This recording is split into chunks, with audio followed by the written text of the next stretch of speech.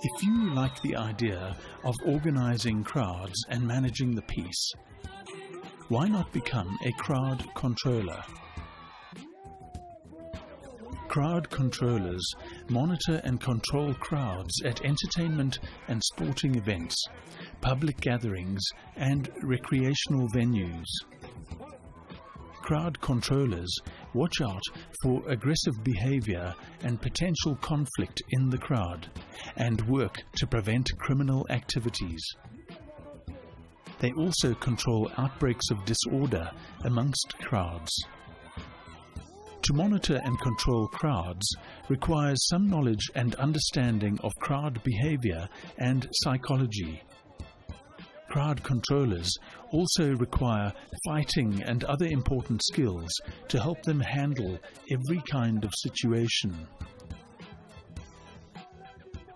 Crowd controllers apply various tactics to direct the movement of crowds.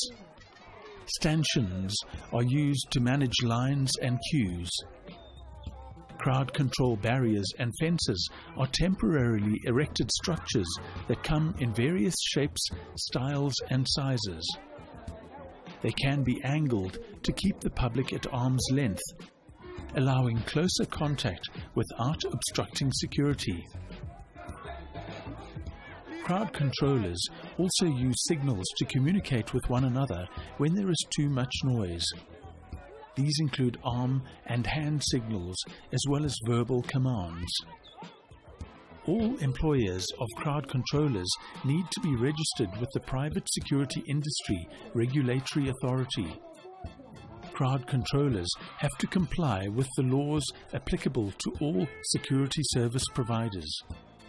Should fights break out, it is the responsibility of crowd controllers to escort troublemakers from the venue and maintain the peace. Crowd controllers are firm, confident, and efficient individuals who show no fear.